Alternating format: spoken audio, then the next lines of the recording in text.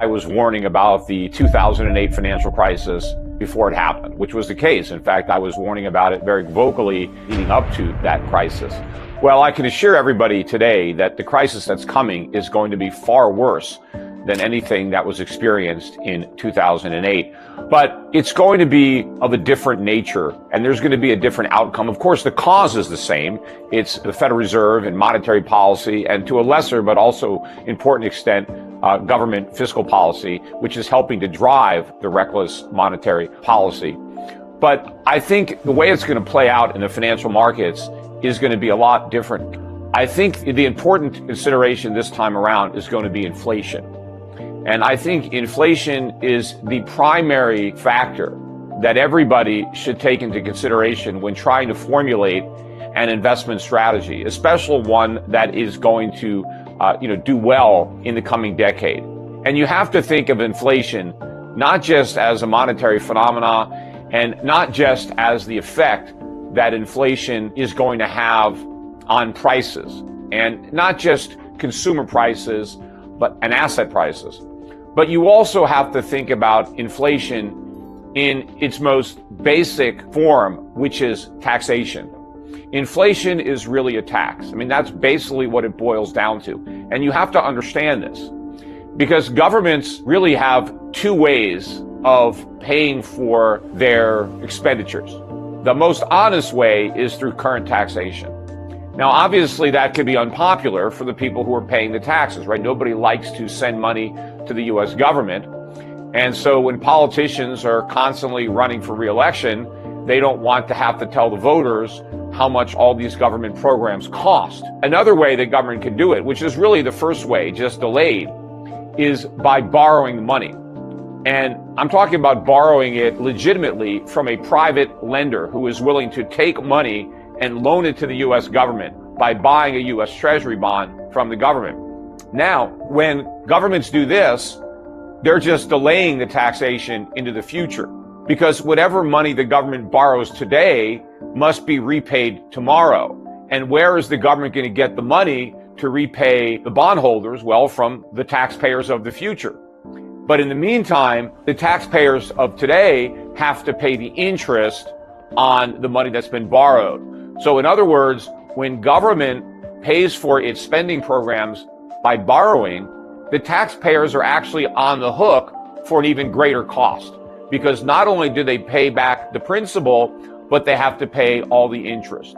It's just like if you go out, if you want to buy a new, let's say, television set, if you just buy it, it's cheaper than using a credit card and then paying your minimum payments every month. Because by the time you pay off the television set, maybe you've paid 2 or 3 times the actual cost because of all the interest that you've paid over the years. Well, that's the same thing. When you pay for government programs with debt, by the time you repay the debt, the government programs were a lot more expensive than if you had just paid for them with current taxation.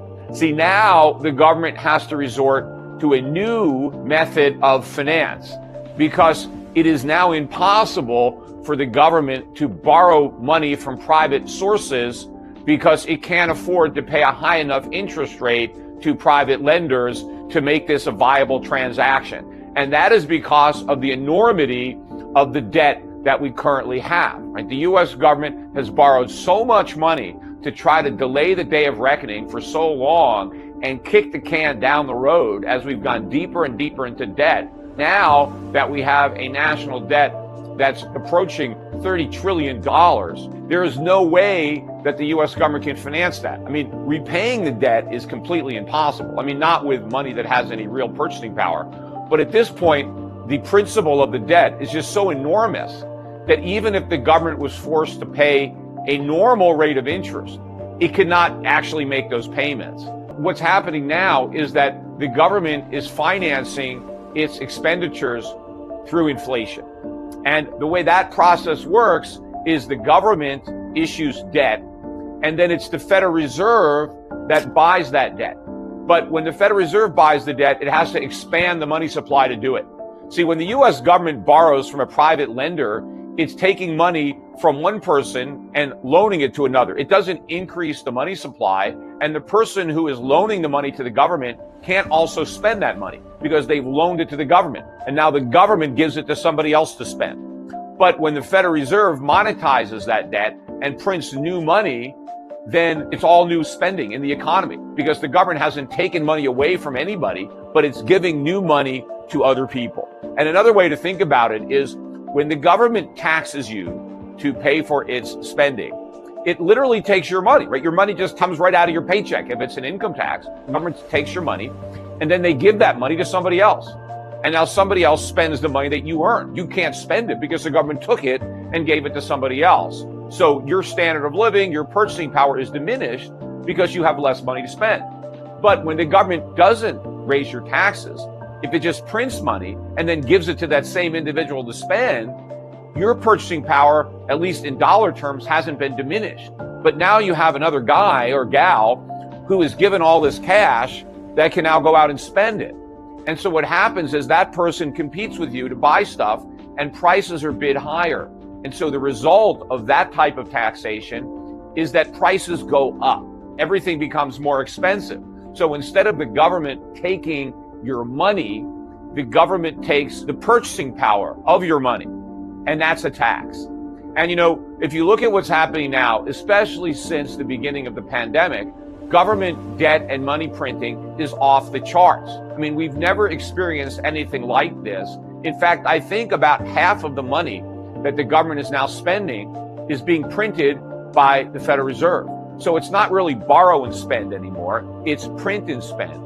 And right now, nobody seems to think that this is a problem. People seem to think that we've stumbled on the equivalent of a monetary fountain of youth.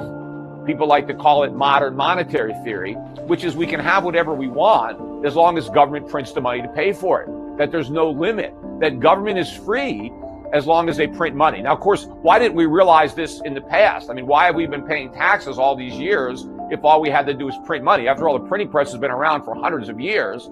And so if we could have whatever we want by the magic of government printing money, what's the point of all of us having to pay taxes? See, when people are productive, when they have a job and they go to work and their labor is used to increase the supply of goods or services available to the public, right? You have a job, you do work, and your work either aids in the production of a good that people want or need, or you're helping to provide a service that people need. And in exchange for that help, you earn money, and now you can use that money to help buy the goods and services